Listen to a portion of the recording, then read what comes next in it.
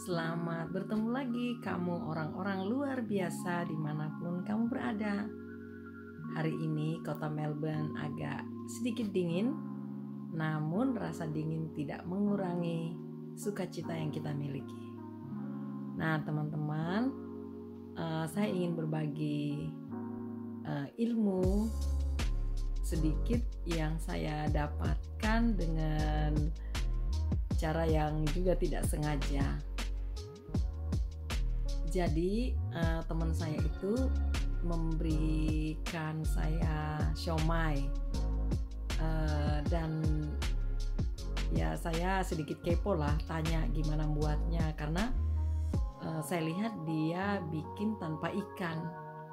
Jadi saya pikir wah ini keren juga nih, hemat murah meriah gitu kan. Nah lalu ya namanya dikasih ya cukup terbatas ya, sementara kita masih pingin. Ya udah, dengan mengumpulkan sedikit informasi dan bagaimana cara membuatnya, bahan-bahannya yang sangat sederhana, dan berdasarkan rekaman langsung mendengar saja, ya coba deh kita praktek gitu. Ternyata hasilnya lumayan luar biasa asik, dan anak-anak cukup enjoy, menikmati, dan nggak tahu juga tuh kalau kita tuh sebenarnya nggak tahu apa-apa, memang hanya dasar pingin aja ya. Jadi kita mencoba sekalian untuk memotivasi kita semua bahwa memang benar ada pepatah yang mengatakan di mana ada kemauan di situ juga selalu ada jalan. Dan hal ini membuat siomay ini simple banget dan sederhana ya, tapi buktinya bisa gitu. Jadi kita nggak perlu terlalu mengharapkan sesuatu yang perfect, yang 100% harus seperti sempurna, namun kita menikmati gitu hal-hal yang sederhana dengan cara-cara yang sempurna. Seperti saya bilang tadi, bahan-bahannya itu adalah bahan-bahan yang sederhana, yang selalu ada di sekitar kita atau di dapur kita saja, murah meriah, dan Anda tidak perlu terlalu pusing dengan mencari misalnya ikan, karena yang kita tahu kan siomay pakai ikan ya. Namun kali ini ternyata bisa sedikit trik atau sedikit ide yang luar biasa, dan selain harganya menjadi murah, bahannya gampang, tentunya ya kita juga nggak takut untuk belajar atau mencoba dengan resep yang simple itu. Nah, biar nggak buang-buang waktu, langsung saja kita eksekusi. Nah guys, ini tepung terigu, dan tepung terigu ini sama ukurannya ya dengan tepung kanji. Jadi masing-masing 200 gram. Dan ini daun bawang, telurnya satu saja dengan ukuran yang sama tadi, dan airnya sekitar 600 ml atau 1 botol aqua yang sedang. Ini chicken stock, dan garam, serta ini lada atau merica. Nah semua bahannya boleh, jangan lupa ya, ini ada garlic atau bawang putih secukupnya saja. Kita campur semua di dalam wadah atau mungkin teflon ya yang anti lengket. Masukkan semua, campur dulu sebelum kita naikkan ke api tentunya. Jadi diaduk rata semua bahan-bahannya, dan pastikan semuanya tercampur dengan baik, dan tuangin air sebanyak 600 ml tadi ya airnya ini, atau 1 botol aqua yang sedang itu, yang tanggung. Nah, lalu ini sudah terlihat bagus.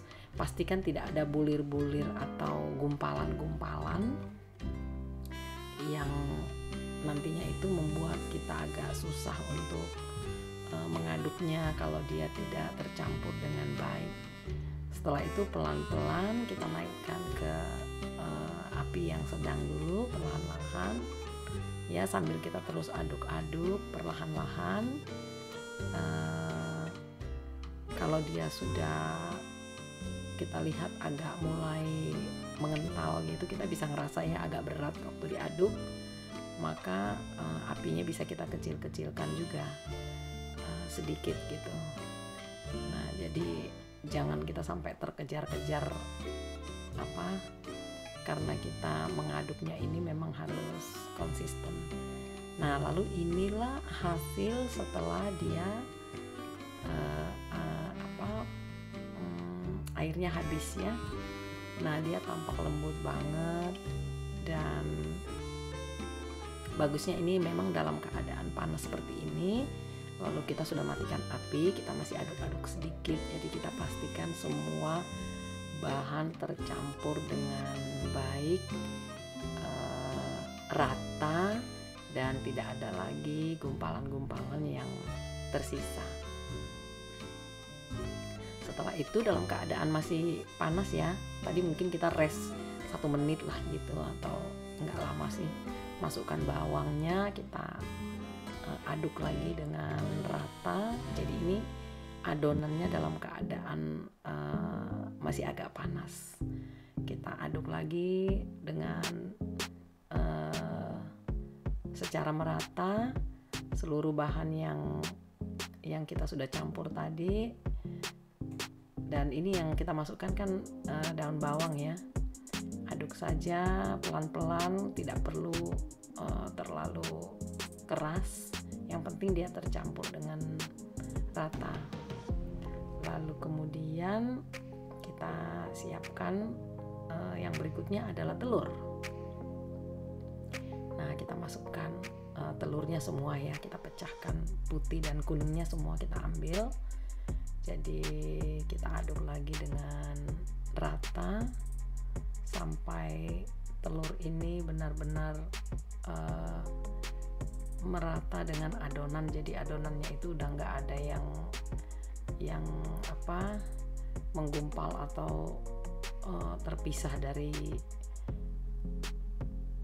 bahan-bahan yang sudah kita masukkan bersama ya. Nah, yang terakhir setelah dia tercampur dengan baik, kita mulai memasukkan tepung tapioka atau tepung kanji. Ya, mungkin memasukkannya separuh dulu ya, biar nggak terlalu susah juga ngaduknya. Jadi ingat ya, ini dalam keadaan masih agak hangat, dan kita biasanya udah keluarkan dari atas kompor biar kita ngaduknya agak terpisah dan tidak mengganggu konsisten dari bahan yang sudah kita campurkan tadi ya. Nah, kita aduk dengan rata kanji. Lalu sekarang kita prepare untuk langkah berikutnya. Jangan lupa pastikan tangan kita harus selalu bersih dan higienis, karena berikutnya kita mulai akan mengerjakan bahan ini menjadi bahan siap untuk dikukus atau dibentuk. Nah, kita pastikan kita juga sediakan sedikit tepung terigu ya, jadi tidak melengket di tangan kita. Masalah bentuk itu terserah saja, mau dibulat, mau di lonjong-lonjong, mau ya itu selera saja. Ukuran pun itu selera kita saja. Nah, sedikit masukkan bahwa jangan lupa menyiapkan sedikit tepung agak lebih ya, karena memang bahan-bahan ini kan menggunakan kanji, jadi kadang-kadang agak sticky begitu atau melengket. Kita lanjutkan terus perlahan-lahan sampai adonan kita habis.